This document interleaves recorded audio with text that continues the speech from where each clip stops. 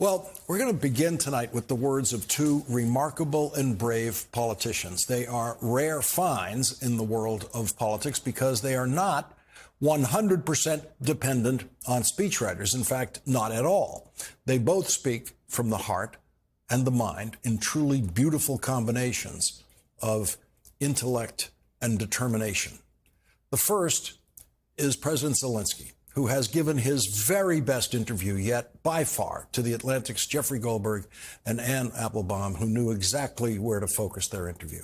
One reason it is President Zelensky's best interview is that there were no cameras present. He said he was more relaxed without TV cameras when he was speaking with his interviewers. We will consider what President Zelensky had to say in our first segment tonight. And in our second segment tonight, you will meet a member of the Missouri House of Representatives. His name is Ian Mackey, and he represents a district in St. Louis. He believes he could never have gotten elected to the Missouri town where he grew up because of the strong anti-gay prejudice in that community.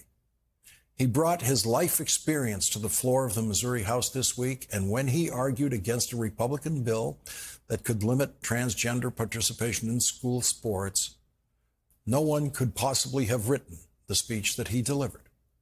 That speech by Ian Mackey was something that didn't have to be written. He didn't have to write it himself because it just poured out of him in a controlled, righteous fury that is a painful and beautiful thing to behold. It is, I guarantee you, the best and most moving speech of this week in American politics and in most weeks of American politics. We will bring you that speech in our second segment tonight, and Ian Mackey will join us as a guest on this program for what I hope is the first of many appearances. In President Zelensky's best interview ever with The Atlantic, he said he feels like Bill Murray. And it is at moments like that in this fascinating interview that you realize Volodymyr Zelensky is more fluent in American popular culture, and for that matter, British popular culture, than any other president in the world, possibly even including Joe Biden. President Zelensky told The Atlantic, quote, "I like new questions." He said, "It's not interesting to answer the questions you already heard." He is frustrated, for instance, by repeated requests for his wish list of weapons. When some leaders ask me what weapons I need a moment to calm myself because I already told them the week before. It's Groundhog Day. I feel like Bill Murray. Later, President Zelensky's staff followed up that answer with a very specific list of Ukraine military needs now: artillery, multiple launch rocket systems, armored vehicles, tanks, air defense systems, military aircraft. President Zelensky says that the leaders of the countries he is asking to supply weapons do not feel the urgency level he feels.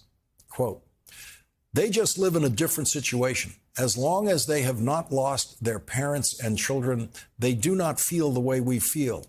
He makes the comparison to the conversations he has with the extraordinary defenders of Mariupol, the besieged port city where 21,000 civilians may have been killed so far. For example, they say, "We need help. We have 4 hours." And even in Kyiv, we don't understand what 4 hours are. In Washington, for sure they can't understand. However, we are grateful to the U.S. because the planes with weapons are still coming. President Zelensky showed more of his work history in entertainment and comedy in this interview than in any previous interview. Before he became president of Ukraine, his film and television production company had offices in Moscow as well as Ukraine and viewers in countries all over the region. But now, he says, Russians are completely cut off from any information that could change their minds about what Vladimir Putin is doing, including comedy. President Zelensky said people he used to work with in Russia, people he knows in Russia, have changed, quote, become more brutal. That surprises him. He said, quote, "It's the North Korean virus. Putin has invited people into this information bunker, so to speak, without their knowledge, and they live there. It is, as the Beatles sang, a yellow submarine." President Zelensky said that people can't survive without a sense of humor.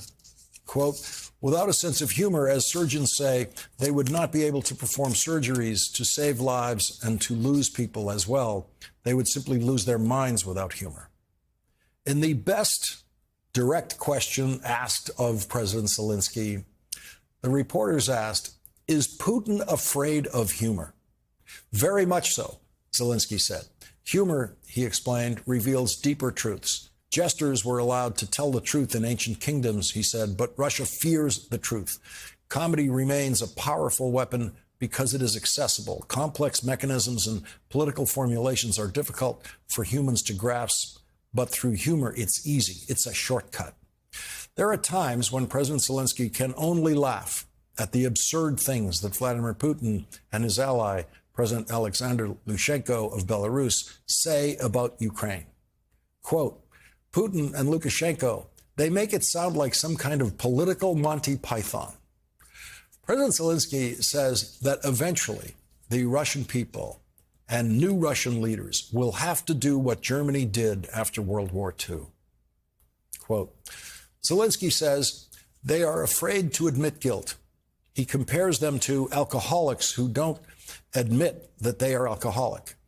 If they want to recover, they have to learn to accept the truth. Russians need leaders they choose, leaders they trust, leaders who can then come in and say, yes, we did that.